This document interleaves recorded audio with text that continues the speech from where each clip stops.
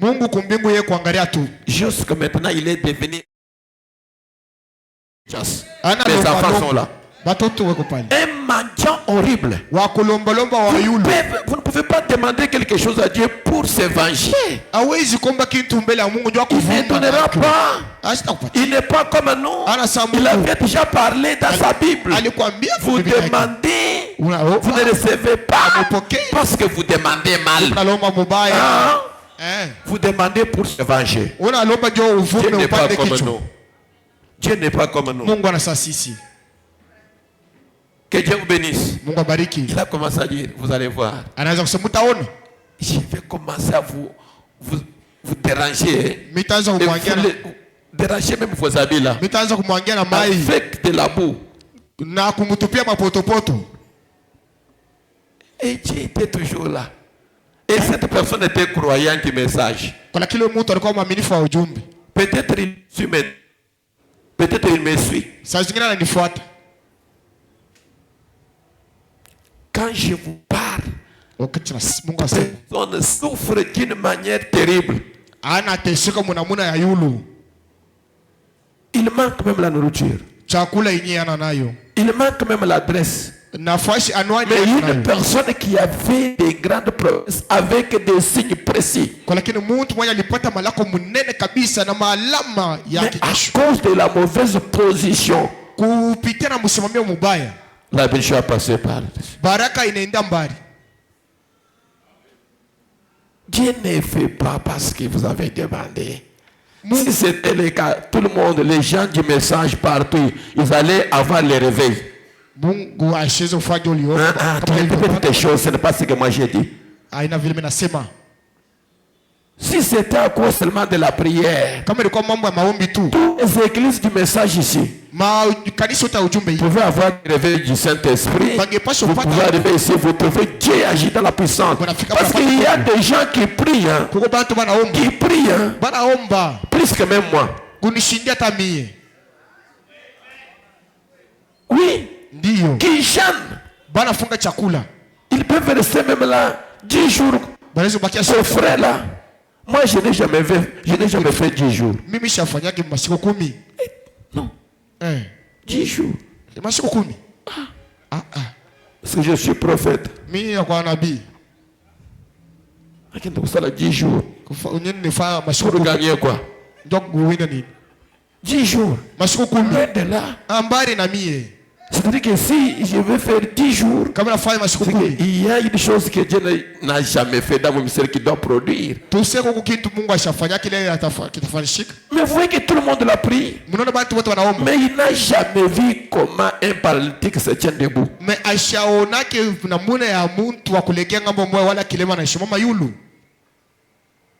C'est pour vous montrer que ce n'est pas seulement la prière qui fera quelque chose. Il faut demander selon Dieu, pas pour satisfaire tes désirs, pas pour satisfaire tes aides, pour se venger devant quelqu'un d'autre, mais pour la gloire du Seigneur Jésus. Parce que tout ce que Dieu fait, c'est pour sa gloire. Dieu ne fait pas quelque chose pour la gloire de quelqu'un. Non. Non. Tout ce qu'il fait, c'est pour sa gloire. C'est pour le prophète nous dit, Dieu cherche quelqu'un qui lui mettra sa main. Même s'il fait quelque chose comme dans son ministère, et que cette personne reste toujours un homme, et qu'il ne devienne pas un ange pour commencer à s'envoler. Que Dieu vous bénisse. Oui. Il cherche un homme qui lui mettra sa main pour l'utiliser. Et que cet homme, pas un ange, pas un Dieu pour qu'on l'adore, mais qui restera toujours un homme. Comme il était auparavant. S'il mangeait avec 20 personnes, qu'il mange toujours avec 20 personnes. S'il jouait avec les enfants, qu'il continue toujours à jouer avec les enfants. Dieu cherche une telle personne. Voyez.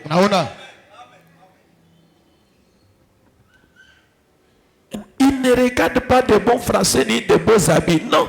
Si c'était le cas, je n'allais pas utiliser Frère Branham. Non. L'anglais de Frère Branham était comme dialecte.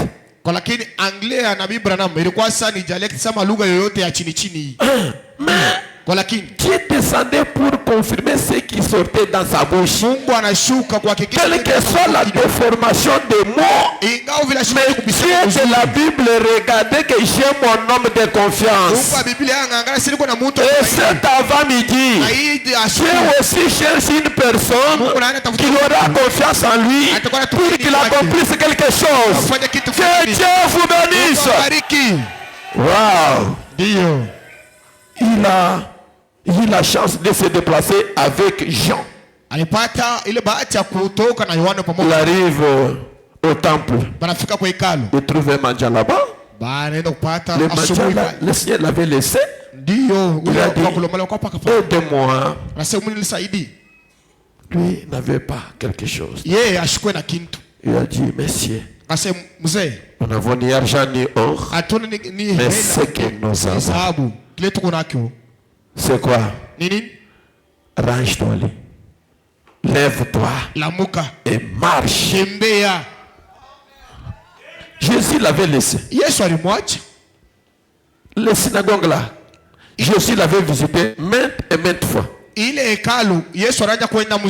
pour vous montrer que peut-être Dieu avait manqué de faire quelque chose pour toi vendredi. Peut-être aujourd'hui c'est votre jour. Tu ne peux pas dire ça, ma maladie ici, mon problème ici. Ça, ce n'est pas un bon langage. Langage d'un enfant de Dieu, c'est de détester la maladie. C'est démon. Pas beaucoup tourmenté. Ce n'est pas mon ami. Mais si vous dites que ma maladie ici, c'est-à-dire que c'est votre ami, votre compagnon.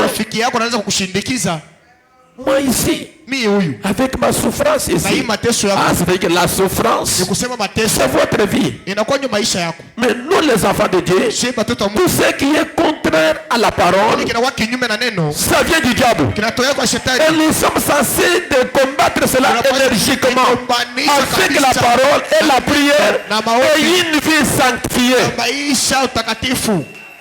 Je vais lire quelque chose. L'histoire de Simon Pierre. Simon Pierre, tu es là? Vous connaissez Simon Pierre? Hein? Il est là. Même si vous refusez, il est là. Nous allons il va parler. Simon Pierre, tu n'es pas là. Non, je suis là. Tu es où? Regarde-moi, je suis là. Si vous me cherchez dans un temps de décision, tu vas me trouver. On va te chercher. Un temps de décision prêché 18 avril 1959.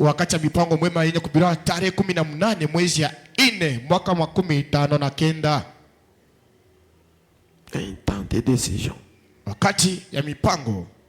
Wow.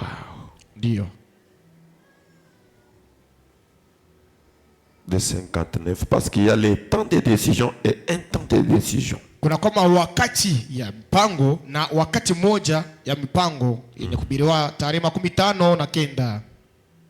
Prêché le 18 avril 1959. Yenye kubiriwa tarehe 18 mwezi wa 4 mwaka wa 1959. Paragraphe 36. Hayaki 36.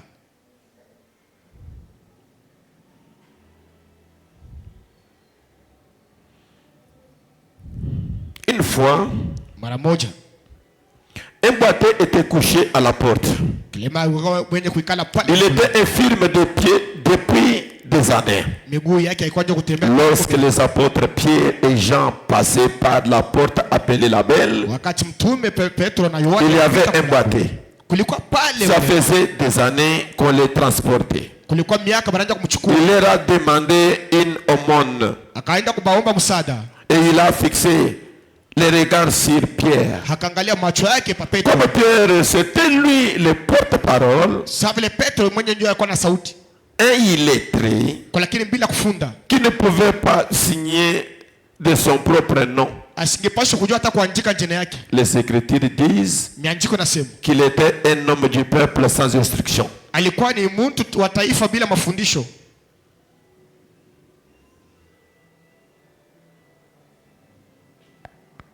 Je m'imagine qu'il n'était pas beau. Naenda kuwaza kwamba ashikuwa hata mwema.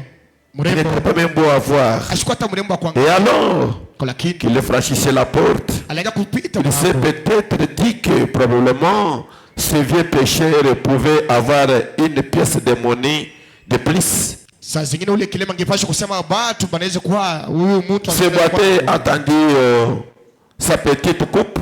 Ndio anaanza kuchunga hapo. Et puis il a regardé, il a dit, Petro akamwangalia. je n'ai ni argent ni or. Sina la Et dhahabu. je ne pouvais rien. Et je n'ai rien, ni argent ni or. Sina dhahabu wala Mais hela. ce que j'ai, Kwa kile niki unakyo, je vais le partager avec toi. tenda kujigawanya na wewe pamoja. Pierre a dit, Petro akasema, au nom de Jésus-Christ de Yesu Nazareth, Kristo wa Nazareti, lève-toi et marche. amuka na tembea. Et si cet homme avait dit, Kama ule mtu alisema, et si cet homme avait dit, hasa kama ule mtu alisema, mais, kwa lakini un instant Pierre, wao muda kidogo Petro. vous ne comprenez pas, mon cas est différent. Sasa mwa ujue mambo yangu na achana. N'ai-je pas assez de faire cela pendant 40 ans? Eti aienee kufanya ile miaka 40 miaka. Je suis boité de naissance. Mimi barinizale wa kilema. Depuis le sein de ma mère. Tangu tumboni ya mama yangu. Et cela lui est peut-être passé par l'esprit. Saa zingine ile ikapitia kupairo. S'il avait un tel esprit. Kupitia pale pako.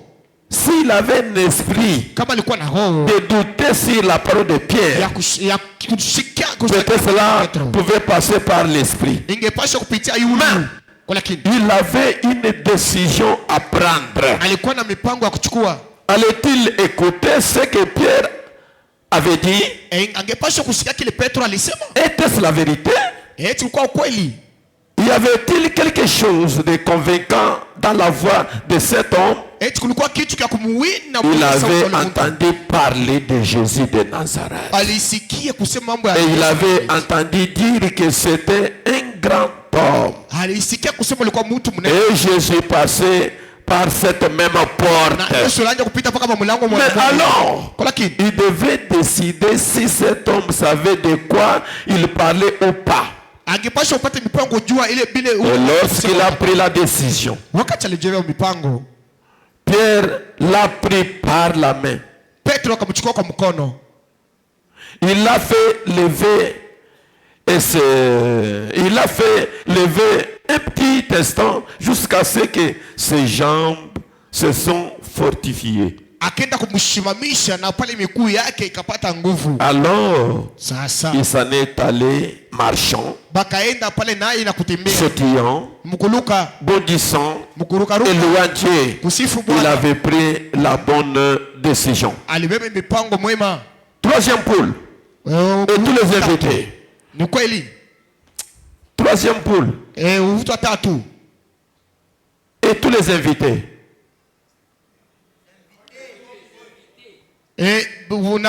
Bote bageni mnaita.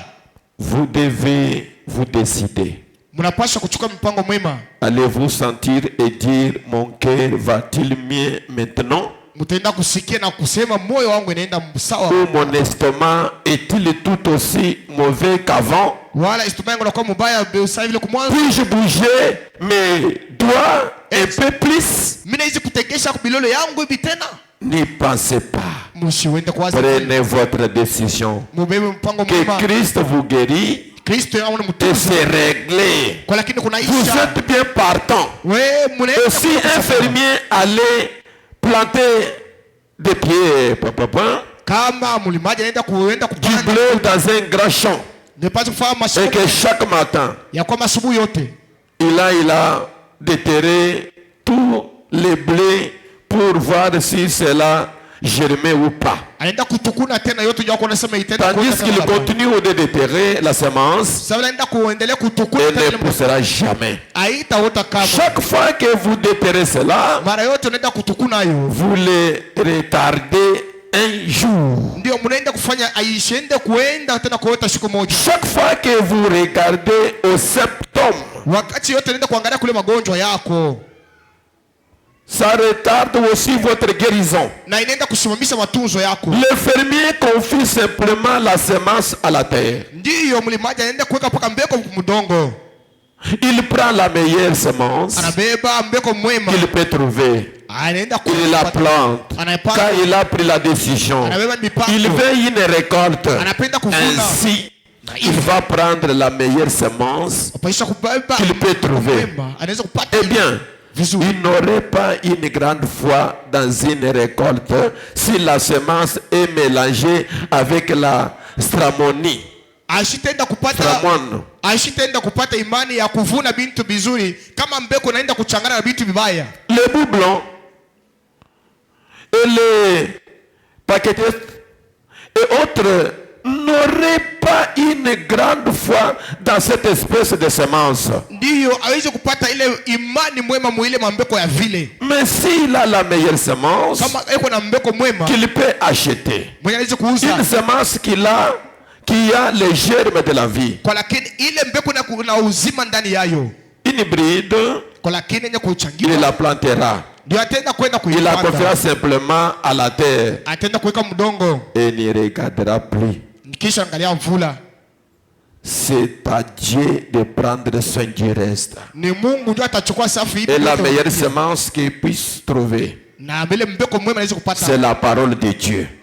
Car elle est éternelle. Confie-la simplement à votre cœur. Pas à votre tête, mais à votre cœur. Vous continuerez à déterrer cela. Et cela, 10 ans. Eh bien, puisque le docteur Intel a dit telle chose, mon pasteur dit que les jours des miracles sont passés. Plantez-la dans votre cœur. Laissez-la tranquille. Mettez-vous à agir comme si vous aviez déjà eu votre récolte. Ayez fossile tout affûté. Apprêtez-vous à entrer dans les champs. Ne déterrez pas la semence chaque matin. Laissez-la simplement là. Et si elle porte les germes de la vie, ça marchera. Ça produira une récolte. S'il n'y en a pas, regardez ça. Si je demande ce soir, des cas de cancer, la cécité, la cécité, les estropies, les infirmes, les badins, toutes sortes de maladies ont été guéries. Cela a un bon endroit. Mais si vous déposez la semence sur l'étagère, elle ne fera aucun bien. Jésus n'a-t-il pas dit, si le grain de blé qui est tombé à terre ne meurt, à moins que vous preniez ces grains de blé sans chercher à les retourner, les regarder et faire des suppositions à son sujet, et que vous confiez simplement cela à votre cœur et oubliez ça. C'est votre décision, que Dieu s'occupera du reste. C'est pour montrer qu'il y a d'autres paroles qui sortent sans la force en elles. Autrement dit, une semence qui est hybridée, sans la vie à l'intérieur, ça ne donnera jamais des récoltes. haitaleta mavuno mwema. C'est pourquoi je vous avais dit de début, si c'était seulement pour la prière. Nilisema kama iko tu maombi tu. Même en catholique, on pouvait avoir des réveils. Hata mkatoliki on pouvait avoir chaque prédicateur avec de grandes choses qui vont se produire. Mhubiri wote tungepasha kuna vitu vinene Il y a d'autres choses que Dieu va manifester à travers des lignées. Kupitia kabisa ile masano yake. Parce que les gens qui lisaient Moïse n'étaient pas les païens, c'était les sacrificateurs. Pour être sacrificateur, il y a une personne irréprochable, une personne honnête, qu'on ne peut jamais soupçonner avec quelque chose. Mais tous les sacrificateurs laissaient Moïse dans les synagogues. Moïse a dit, on ne pouvait rien voir. Une semence sans vie en elle. Mais on voit les illettrés comme Pierre qui n'ayant là, j'ai rencontré le Christ. C'est Jésus que vous avez crucifié à la croix là. Lève-toi et marche.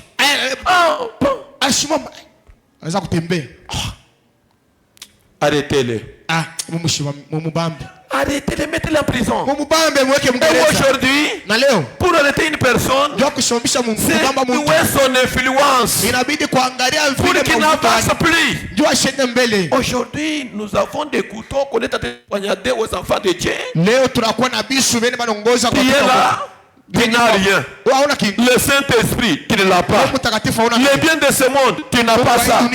Seulement des critiques et jalousie. Vous attendez que Dieu fasse quelque chose pour toi. Est-ce que Dieu peut faire quelque chose avec une mauvaise atmosphère que tu as là? Loin de là. Il faut même avoir même la vie éternelle, même si tu as manqué le bien de ce monde. Ça peut être une bonne chose. Le bien de ce monde, tu n'as pas. La vie éternelle, tu ne l'as pas. L'adresse même de la maison, tu ne l'as pas. Mais pourquoi? Dieu se demande. Il y a une bonne semence. S'il y a un homme qu'on pouvait traiter comme un faux cultivateur, c'est Jésus. Si on pouvait qualifier un faux cultivateur, c'est Jésus. Parce que lui, un jour, il a envoyé les gens pour aller quand même s'aimer. On a semé dans des champs. Le lendemain, on lui donne le rapport. Vous savez, on avait semé de bonnes semences. Mais le matin, on a trouvé de mauvaises semences ensemble avec les bonnes semences. Est-ce qu'on peut aller racheter cela? Non, ne faites pas ça. Laissez tout croître ensemble. Laissez les sorciers, les magiciens même dans l'église.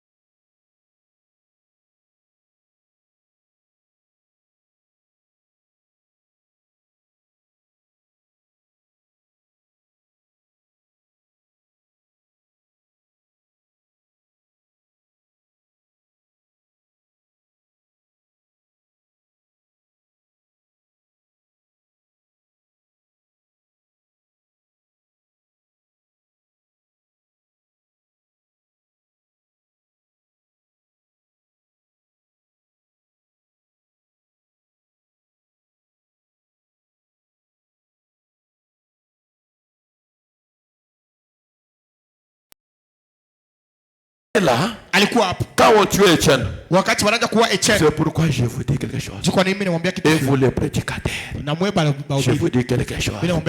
Si vous entrez dans une conspiration contre un enfant de Dieu, même si tu trouves, tu vas recevoir le Saint-Esprit, Hata benye wanapoteka si watapokea Roho Mtakatifu. Je n'oublierai jamais cela. Mungu asitaleta ikamwe.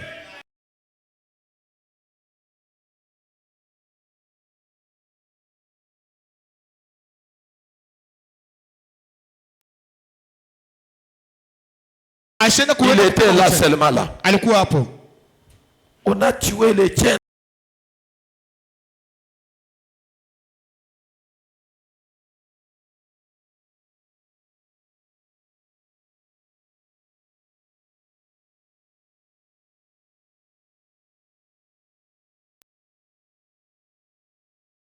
Parmi les apôtres qui a souffert comme Paul. Hakuna mhubiri n'avait jamais oublié cela. Mungu alimpeleka Si Paul, kama Paulo, les témoins, anashuhudia les méthodes du Nouveau Testament, ule wa mwagano, le modèle de William Marion Branham. Parce que c'est Paul qui a dit, Paulo ndio anasema, et c'est William Branham qui a dit, si les gens de Paul entrent, les miens entreront. Car j'ai prêché comme Paul. Mais regardez, Dieu n'avait jamais oublié cela. Comme il avait jeté les gens en prison, on lui a jeté en prison. Combien de fois qu'on l'a lié? Pourquoi? C'est ce qu'il avait ses mains. Même toi qui m'entends maintenant, si vous maltraitez un enfant de Dieu, sache qu'un jour, tu paieras pour cela. Même s'il n'a pas son père, même s'il n'a pas sa mère, même si un délaissé, s'il a une promesse, sache que pas aujourd'hui, pas demain, tu vas payer pour cela. Paul, le modèle de William Branham, il a payé pour cela. N'acceptez jamais de rester au milieu de moqueurs, de critiqueurs. Peut-être qu'il y a une bonne étoile. Peut-être qu'il y a une bonne étoile plus que même ton pasteur. Saul ne savait pas que il avait une grande mission plus que son pasteur Gamaliel. Lui regardait seulement, allez arrêter, j'étais en prison, faites ceci. Il était obéissant. Le jour où il a rencontré le Seigneur, il a accompli la mission plus que son berger.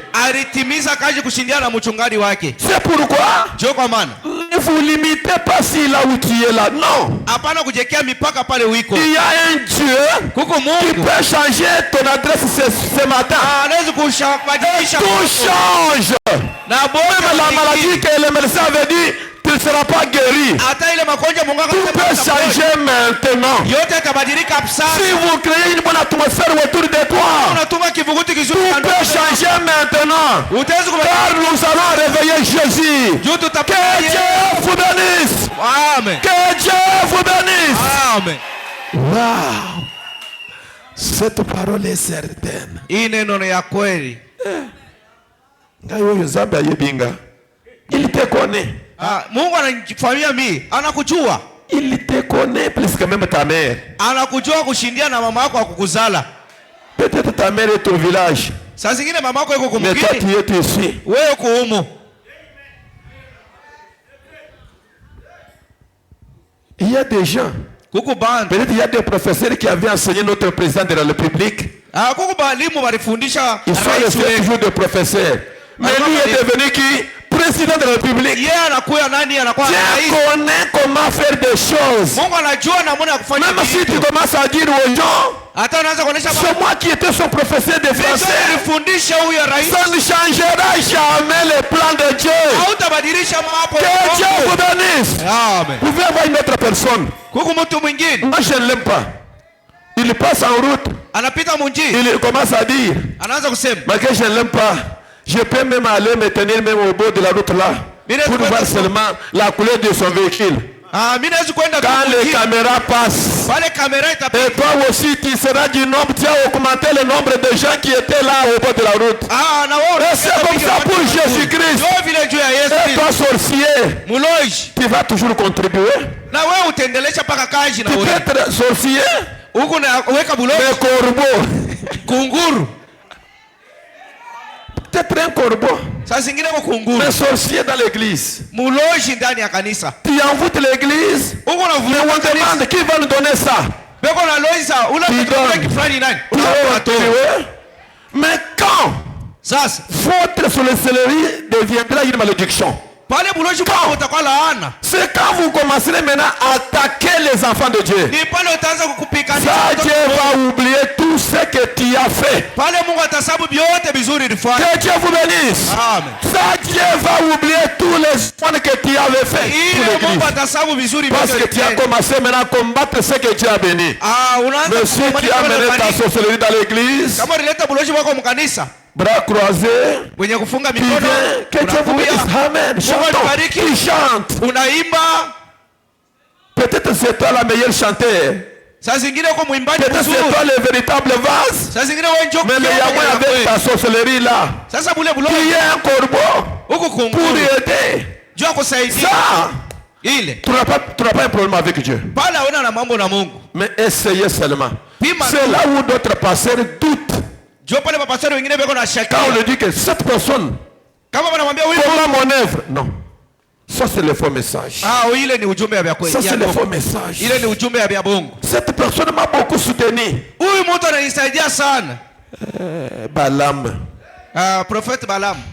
Toi tu as vu seulement des choses. Wewe unakuwa kuasiria bini. Est-ce que l'église avance? Kanisa On te dit que c'est celui-ci. Non. Bana kwambia sasa ni huyu fulani, hapana. J'étais quelque part. Ilikuwa kama fashi Dieu de fulani. la Bible est mon juge. Mungu wa Biblia Je ni ne mwamuzi. jamais devant vous. Niko mbele Ce que yenu. je vous dis, je l'ai raconté dans mon ministère. Hiki kitu Je suis arrivé dans une église dans la ville de Kinshasa. nilikuwa mkanisa mwichi ya Je Kinshasa. commence à prêcher. Maintenant, quand le temps de défi est arrivé, Pale mama où est le Dieu de Abraham? Descend. wewe Mungu wa Abrahamu shuka. Prouve-nous qui est l'auteur de blocage de cette église. Utuhakikishie ule kunafunga mwenyendo ya kanisa ni nani? Je vous dis au nom du Seigneur. Mimi naambia mjina Yesu. Quand Dieu a commencé à agir, Pale Mungu anaanza kutenda. la personne qu'on a touchée, Mtu anaenda kugusa. pasteur a manqué la force d'enregistrer le message. Pastor anashinda nguvu ya kubamba ile message Voici mtelefoni. cette personne. Il est comme ça, il est comme ça. Huyu mtu eko hivi. Demande-lui. Umulize. Mon frère, Ndugu, et c'est la vérité. ni kweli? Oui, mon pasteur. Njoo vile pastori. Pasteur voulait tomber, on l'a Pastor arrêté. alipenda kuanguka bana mubamba. Ce n'est pas fini. Imaliziki. Appelle telle personne. Mwingine. Cette personne que vous voyez ici. Huyu mtu eko hapo. Il fait comme ça chaque jour dans cette église quand il n'y a pas les gens. Cette personne fait comme ça, comme ça. Siku yote mwi kanisa kama hakuna bantu huyu mtu anafanya hivi na hivi. Demande-la toi seul le pasteur. Umulize mawazo. Est-ce que c'est la vérité? Oui. Hivi kweli. Njoo vile pastori. C'est le diable qui m'utilise. Shetani njoo ananitumikisha. Pasteur a laissé le téléphone. Pastor anaacha telefoni. Anaelekea. Il avait prêché des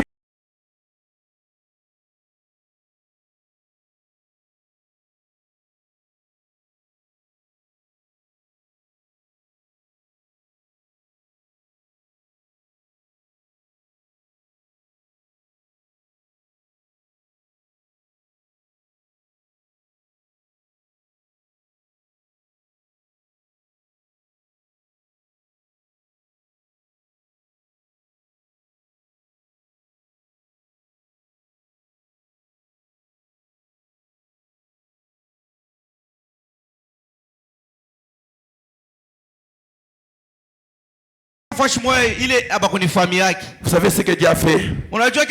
J'ai demandé, on m'a dit qu'on va te donner seulement une journée. Merci. On m'a donné une journée. Autant, combien de minutes? 30 seulement. À vos ordres.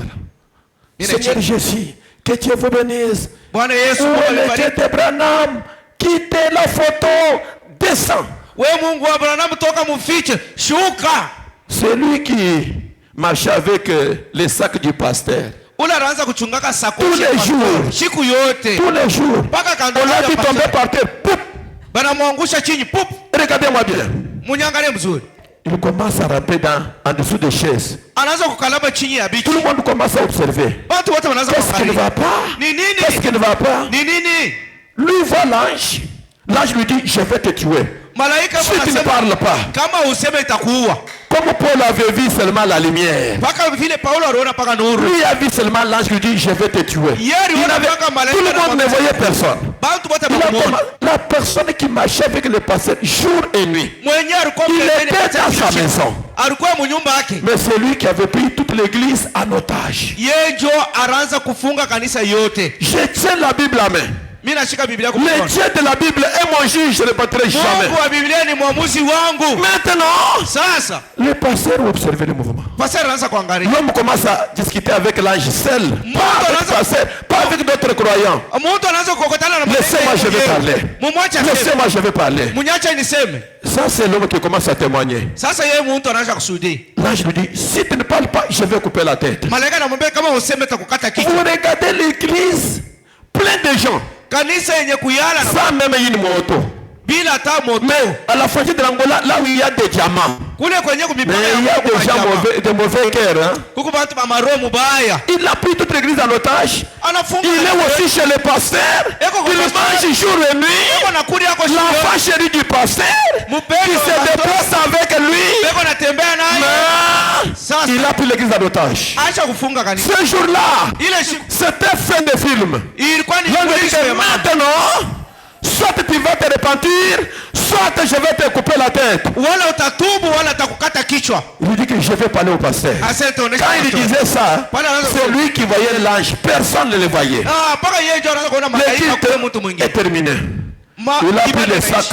L'ange était toujours derrière lui. Je vais couper ta tête. Je vais couper ta tête. Je vais parler, laissez-moi qu'on arrive à la maison. Lui discute avec l'ange, pas une autre personne. Il arrive à la maison avec son pasteur. Toujours avec le sac du pasteur. Il a déposé. Papa, je vais vous parler. Lui voyait une personne à côté de lui avec le péché. Je vais couper la tête. Papa, je vais parler. C'est quoi mon fils? Je vois que tu n'es pas tranquille. Il y a une personne à mon côté ici. La personne me dit si je ne parle pas, il va couper la tête. C'est quoi? C'est moi qui a pris cette église en otage. J'avais fait le fétiche pour que cette église ne soit pas bénie. Pasteur Akweyi, poup. On a saisi le pasteur pour le ranimer. Mystère, tu dors. Hey, Mystère, tu dors. Réveille-toi.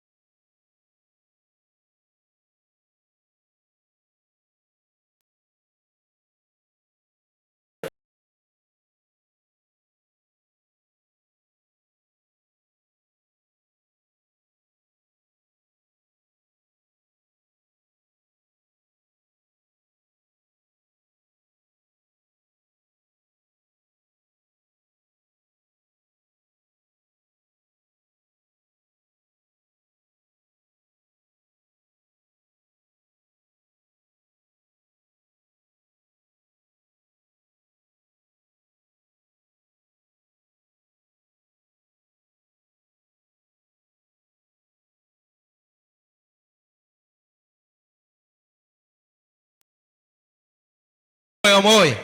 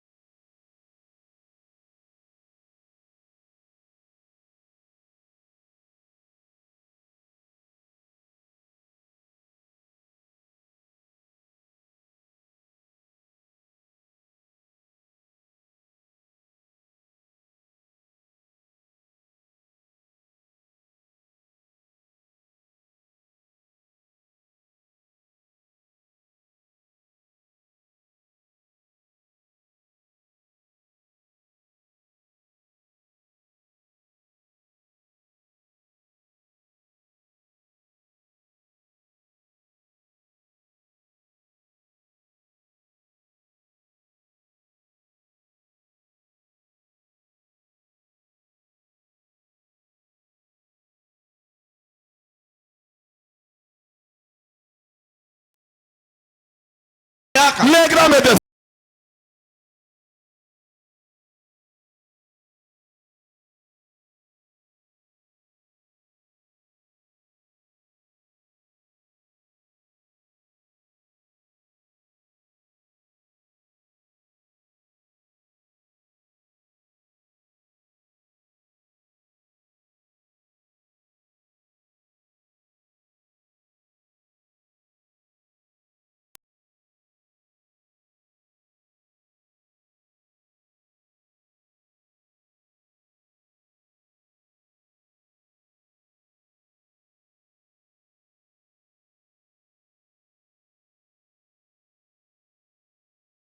Manquer la force. Hauyashindaka nguvu. Seigneur, à la vertu de la commission, kupitia kazi par le mandat divin, ya kazi ya Mungu, que chaque personne qui est faible ce matin, qu'il reçoive la guérison au nom de Jésus-Christ. Alléluia. Alléluia. C'est un qui j'ai donné confiance. Le Dieu de William Branham, je te connais dans la puissance de la résurrection. Tu n'es pas un homme pour mentir, ni fils de l'homme pour se repentir. Si c'est toi le Dieu de la Bible, à qui j'ai donné confiance, tu m'avais dit que va, tiens-toi derrière la chair. Mais voici maintenant derrière la chair. Maintenant, s'il y a quelque chose qui avait bloqué ta vie maintenant, recevez la délivrance au nom de Jésus-Christ. S'il y a la sorcellerie, s'il y a la malédiction, au-delà de ce que Dieu a signé, soyez libérés au nom de Jésus-Christ. Que la victoire soit certaine. C'est pourquoi, si je suis un envoyé du Seigneur, et que le Dieu de la Bible est mon juge, et que je ne l'ai jamais associé avec autre chose, ni la magie, ni les fétiches, ni la sorcellerie, quittez maintenant l'histoire. Descends, délivre tes enfants. S'il y a que le camp, s'il y a un Goliath maintenant, que ce Goliath soit coupé sa tête au nom de Jésus-Christ. Et la délivrance s'impose dans la vie de chacun de nous. Tu es le grand Jéhovah. Le moment est arrivé, Seigneur. Je demande que ta grâce coule encore dans cet endroit. Que le véritable réveil du Saint-Esprit s'éclate dans cet endroit. Que les gens disent réellement Dieu nous a visités. Jésus-Christ est au milieu de son peuple. Chaque visiteur, chaque membre de cette église qui n'a pas trahi cette église, qu'il soit debout aujourd'hui, qu'il soit délié, qu'il soit béni, qu'il soit guéri, qu'il soit élevé, qu'il soit la tête et non la queue. Soyez tous bénis au nom du Seigneur Jésus-Christ. Seigneur, l'ange du Seigneur, que le feu véritable du Saint-Esprit s'éclate maintenant. Chaque personne qui est malade, reçoive la guérison maintenant. Chaque personne qui est malade, reçoive la guérison maintenant. Chaque personne qui est faible, reçoive la force au nom de Jésus-Christ. Souviens-toi de l'alliance. Souviens-toi de l'alliance. Souviens-toi ce que tu m'avais parlé.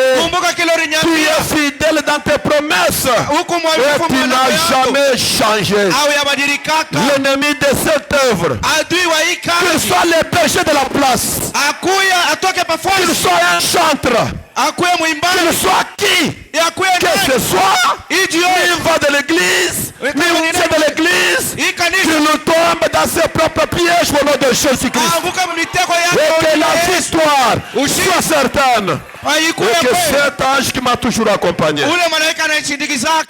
je t'attends maintenant. Descends pour libérer ce peuple.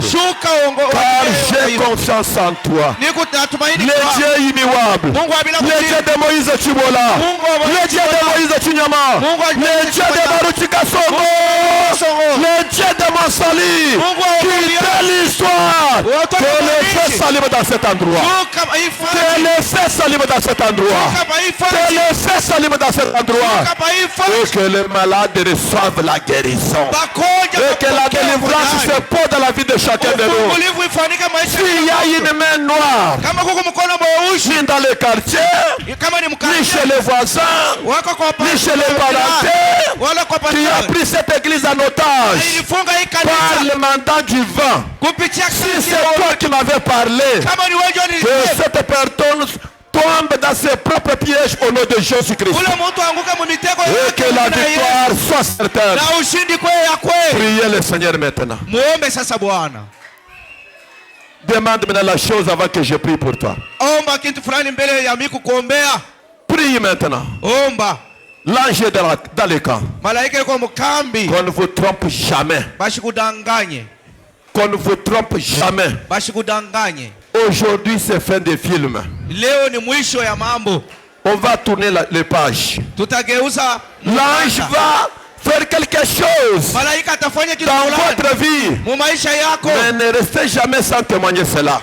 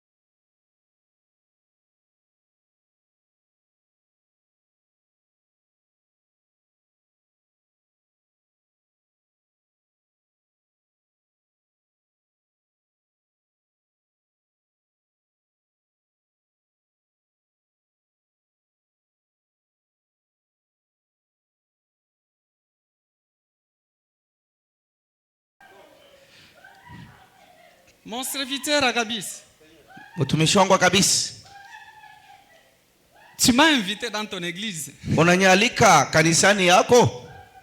Tu veux que je délie cette église? Unapenda nifungue hii kanisa? Enregistrez ces paroles. Mubambe ile. Tu veux que je délie cette église? Unapenda nifungue hii kanisa? Est-ce que le corps ici, c'est un corps habituel de votre église? Hii mwili ni mwili ya zoezo ya kanisa yenu? Donnez le micro au pasteur. Donnez le micro au pasteur. Il n'y a pas un autre micro? Non, Seigneur. Vous n'avez pas d'autre micro? Oui, oui. Est-ce ce corps est-il un corps que les croyants de cette église connaissent ou habituel? Non, Parce Seigneur. que je descends et je pars dans un moment où il y a beaucoup d'incrédulité partout et les gens qui font des aventures à mon nom. Mais je vais faire une chose qui va épater cette église. Amen. Ce corps est-il connu dans cette église? Non, Seigneur. Vous m'avez invité dans cette église. Tu veux que je marche dans cette église? Amen, Seigneur. Tu es libre. Tu veux que je fasse ce que je veux avec cette église? Tu es libre, Seigneur. Cette église, je me sentais étouffé. Mais je vais récupérer cette église en fait que je conduis cette église moi-même. Amen, Seigneur.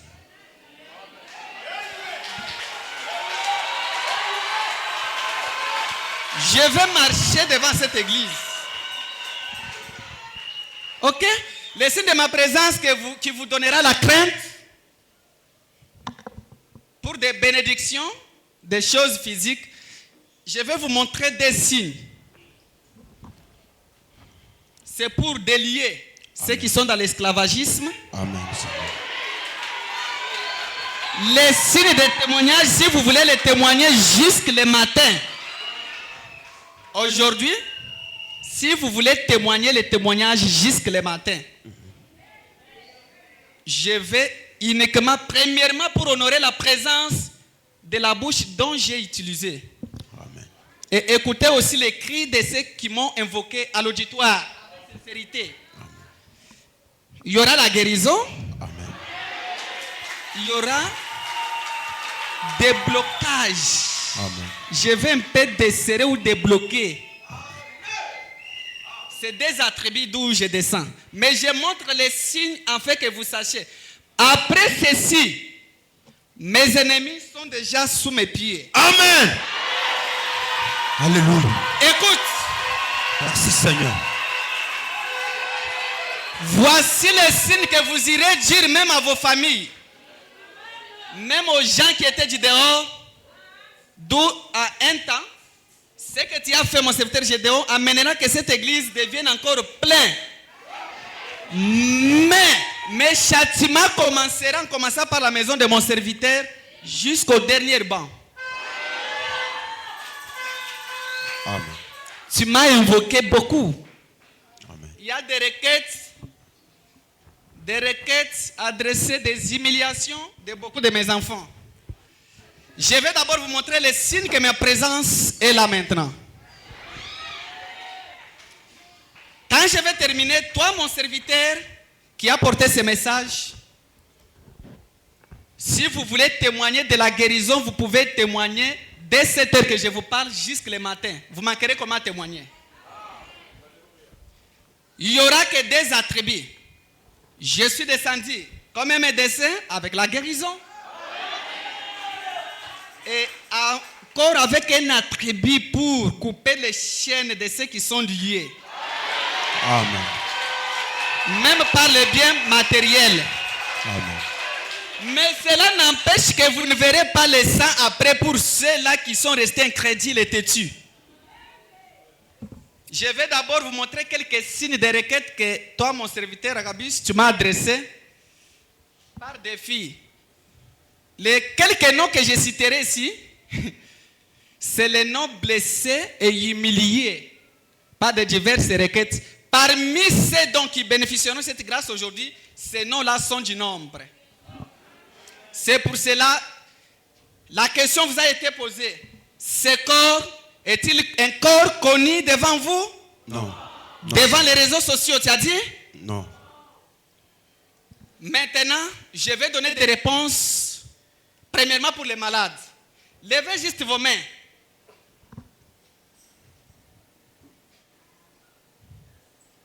Oui. Commence d'abord par les malades. Ok. La sœur Sarah avance. Cherchez-moi la sœur Sarah. Sarah, avance.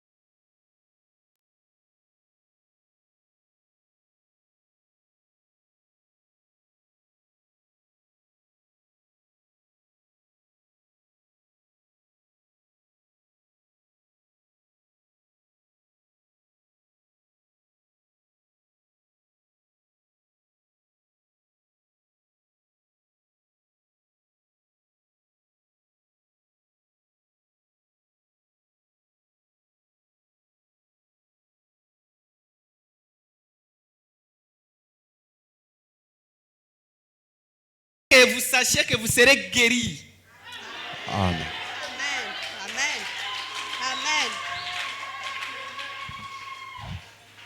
Oui, oui. La sœur aussi a même les mêmes dons des chants. Élisée, avance. Élisée. Agabis, Seigneur, connais-tu mon enfant ici? elle n'est plus ici encore. Elle est déjà quittée. Appelles-tu, connais-tu encore mon enfant Tumba? La sœur Tumbela, avance. Dada Ntumba kama yuko hapo karibia. Oui.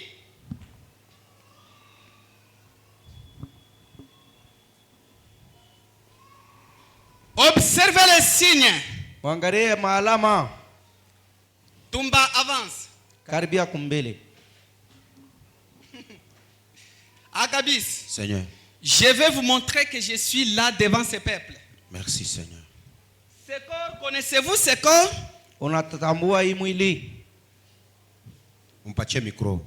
Agabis, Seigneur, même un prédicateur qui vient de prêcher dans ton église peut connaître même un nom d'une personne ici au milieu de ce peuple. jamais. As-tu parlé à ce corps même un nom parmi ces gens? Jamais. Je montre les signes avant que j'entre à l'auditoire maintenant. Niko naonesha maalama ndani ya mbele ya kuingia mwigara. 90 guérisons viennent de s'accomplir miraculeusement. Maponyaji. Amen. Observez ce que j'ai fait ici. Mwangalie kile niko nafanya hapa. Ma fille regarde. Biti angalia. Faites-le interpréter ceci. Veux-tu être guéri? Unapenda uponye?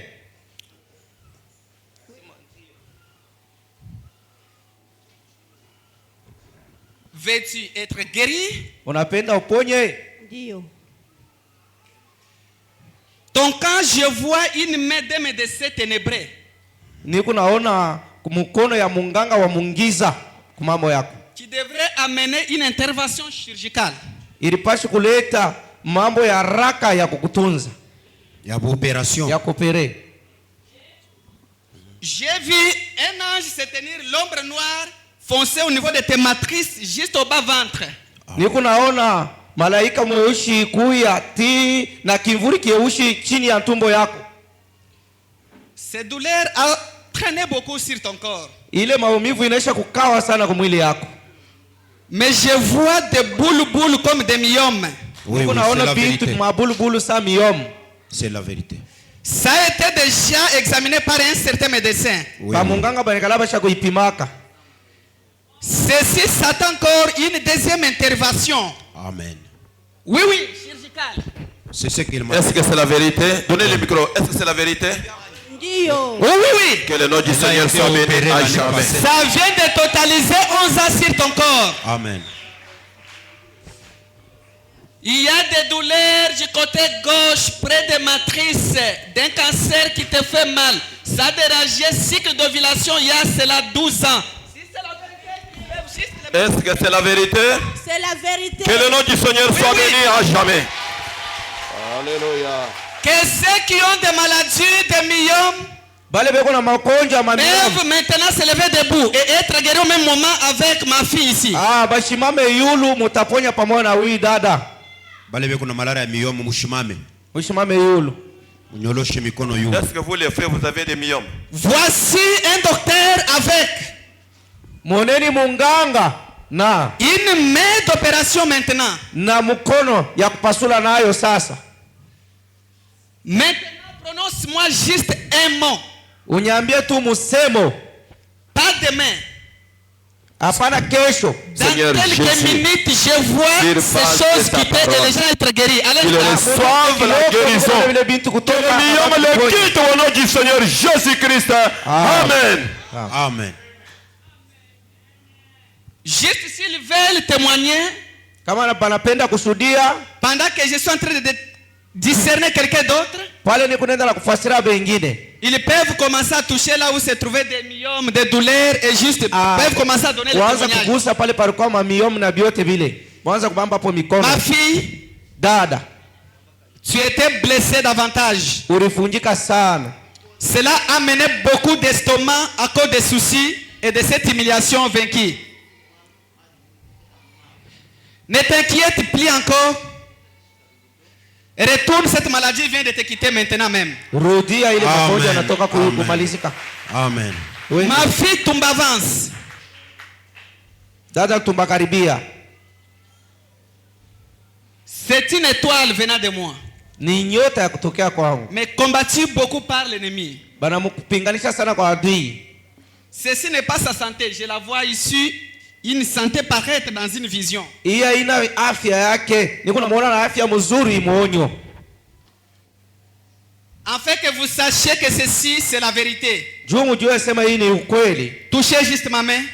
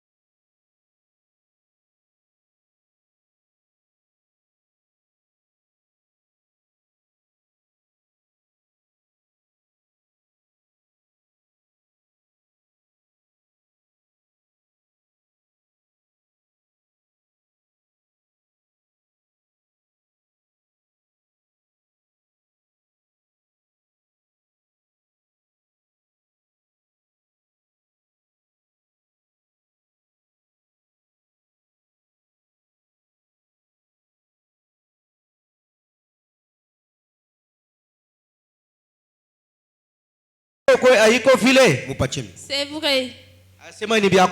Que c'est la vérité. Que ceux qui ont des kystes appendicites peuvent se lever debout. Bale beko na magonjwa ya mapandisiti bashimame yulu. Mets ta main. Toi impose celle-ci la main. Wewe mwekee huyu mkono. Même fil de transmission se transmet l'un après l'autre. Kamba ya ile ya kutumbukizana iko natumbukiza kwa moyo na mwingine.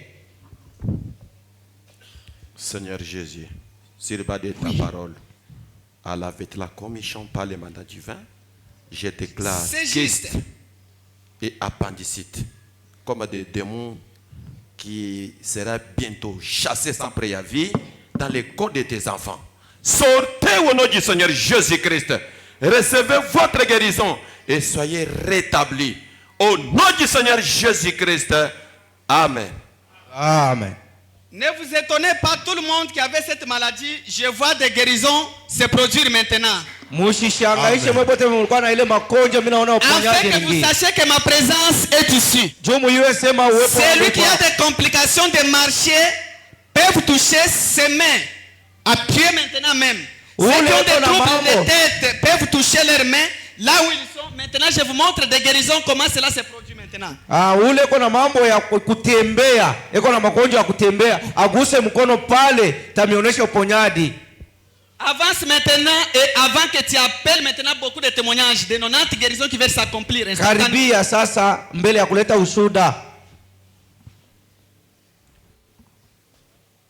Adresse-moi maintenant cette prière et à l'instant même, ceux qui ont des troubles de tête peuvent toucher leurs mains au-dessus de leur tête. Bale beko na bichwa biko na bauma baguse kubichwa byabo. Baweke mikono kumichwa. Seigneur Jésus. Oh oui. Grand médecin. Il est Dieu qui parle. Correct. Qui accomplit. À la vête de la commission par le mandat divin. J'ordonne à chaque mot de troubles, manque de force, de quitter tes enfants sans préavis au nom du Seigneur Jésus-Christ.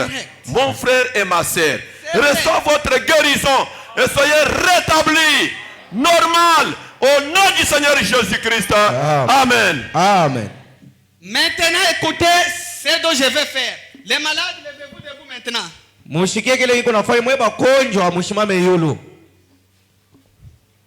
Faites lever tous les malades maintenant debout qui étaient malades.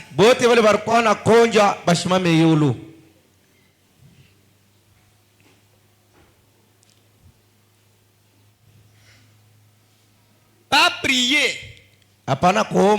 J'ai déjà guéri. Mais prononce juste un mot. Dites juste à mon nom.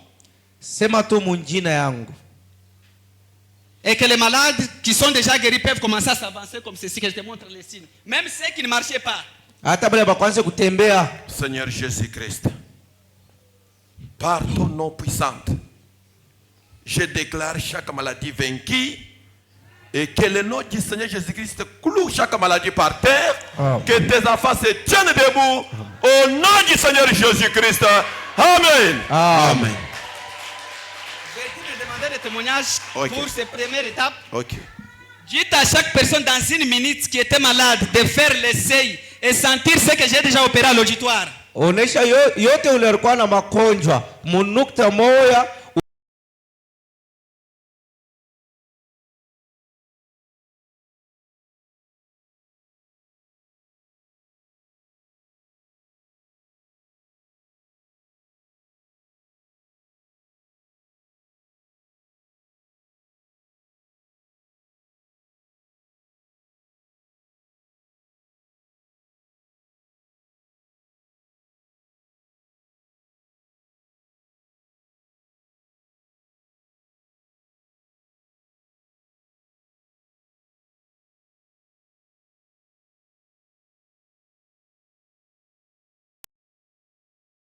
Ne sera pas au micro. Avance avec son pasteur.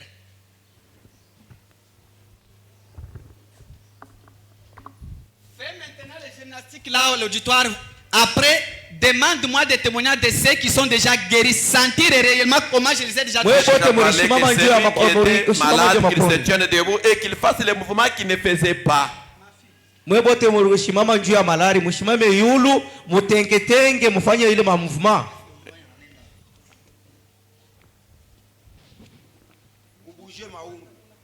Tu vas écouter le message de votre brebis. Tu vas écouter le message de votre brebis.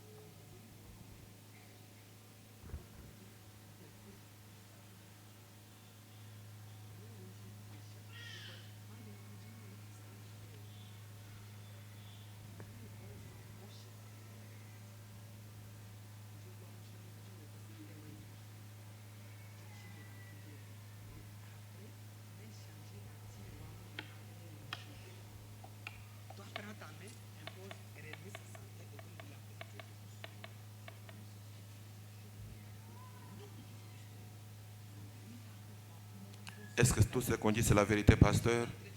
La sœur peut témoigner avec son micro? Oui, oui, c'est la vérité. La sœur, c'est la vérité? Oui, oui, c'est la vérité. Que le nom du Seigneur soit béni.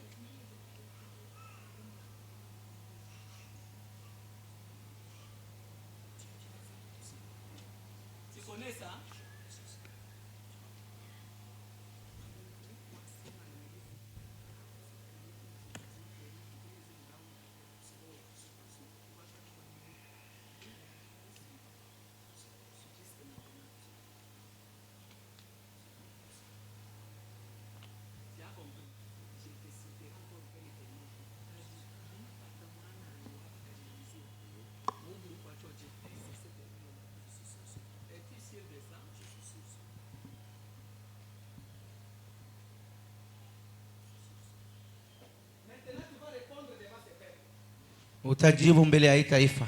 Gédéon. Je suis là. Pose la question à mon serviteur là. Liza huyu mtumishi wangu. Les noms des gens que je viens de lui donner maintenant. Majina ya bantu mina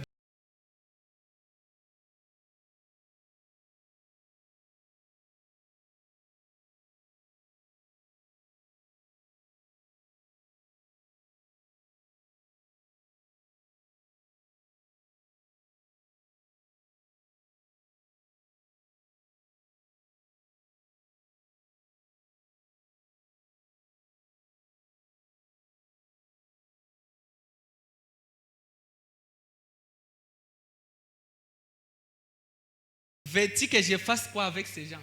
unapenda nifanye nini na wale bantu?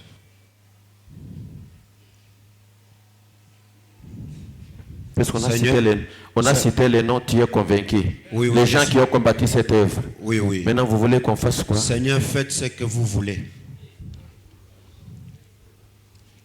Bwana fanya kile unataka. Parmi ces gens, Wale bantu il y avait des bras droits. kulikuwa bantu walikuwa mkono yako ya nguvu. Par les biens matériels. Oui, les oui. noms que je viens de te donner. Oui, oui, Seigneur. C'est les gens qui soutenaient. Et c'est les mêmes gens-là qui se sont détournés. Amen. Jo benye balipinduka Avec tena. d'autres groupes innocents. Na nkunji ya bantu basi Veux-tu kuiomba. que je fasse quoi avec ces gens? C'est toi qui me l'as adressé dans la prière. Seigneur, faites ce que vous voulez.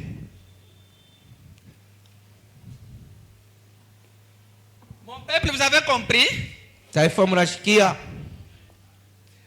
Que je fasse ce que je veux avec ce petit groupe. nifanye kile mimi nataka na ile nkunji ya pale bantu. Tu étais à genoux même hier, tu me l'as adressé. C'est la Si vérité. ulikuwa kwa magoti jana uniambia ile mambo. Les parmi eux étaient engagés. Moja katikati hapo balimbeba Il kwa voulait kazi. commencer à faire des déplacements, mais sous l'engagement, il t'avait proposé qu'il y aura d'autres frères, beaucoup qui seront engagés. Alikwambia sema Parmi ces petits groupes. mukale kankunji kabile bantu batabebewa kwa kazi. Quand cela s'est abîmé comme cela, tous ces groupes s'est éteints. Ils sont quelque part. Tu m'as adressé la prière. Veux-tu que je fasse quoi avec ces petits groupes? Pale ile mambo ya wale bantu bale ilimalizika. Uliniambia na ile mambo jana. Unapenda nibafanyishie nini? Qu'il soit cloué.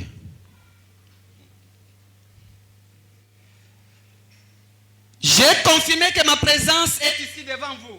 Mimi hakikisha sema uwepo wangu iko hapa katikati yenu. Premièrement, je vais confirmer d'abord ma main de guérison qui vous a déjà touché. Nitahakikisha mbele mkono yangu ya uponyaji na migusa. Et deuxièmement, je vais maintenant soulever Pili nitanyanyua des poteaux comme les gens, les hommes d'affaires et les gens qui étaient bloqués, qui m'ont fait la promesse que si tu nous bénissais, on restera fidèles, on fera ceci.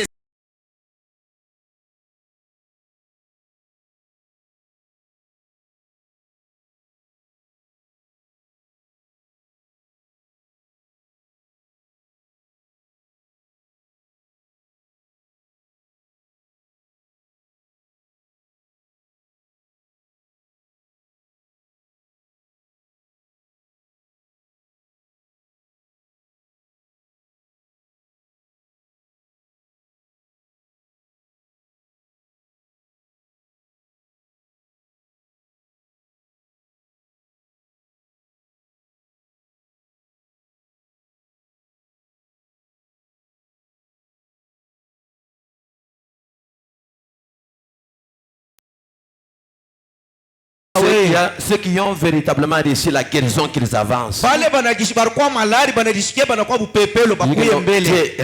Dieu m'a guéri. Ne soyez pas influencé par quelqu'un.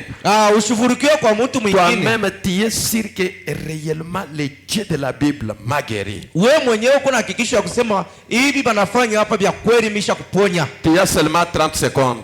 Tu dis que moi ici, Dieu m'a guéri, ça, telle personne est témoin de cette maladie. Donnez le micro. Donnez le micro. Ce n'est pas fini, mon serviteur. Pendant que les autres avancent, si vous êtes dans le bas et tu es guéri, avancez. Ne soyez pas influencé par quelqu'un. Maintenant, il me reste 3 minutes pour que ma présence vous quitte, que vous restez témoigner pendant que des guérisons et les gens qui ont déjà obtenu la guérison commencent à s'avancer. Prends-moi une clé d'élévation maintenant et de débloquer maintenant. Les gens qui me demandaient maintenant de débloquer. Et pour cette élévation, élève juste tes 2 mains comme ceci. Et soutiens maintenant mon serviteur ici, l'ange de cette église. Adressez-moi la prière, la clé va descendre maintenant, je débloque. Les témoignages commenceront dès aujourd'hui ce soir.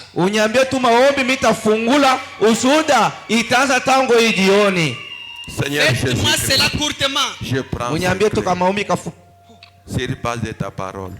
Je bloque tes enfants qui étaient bloqués. Au nom du Seigneur Jésus-Christ, qu'ils soient des têtes et non des quais.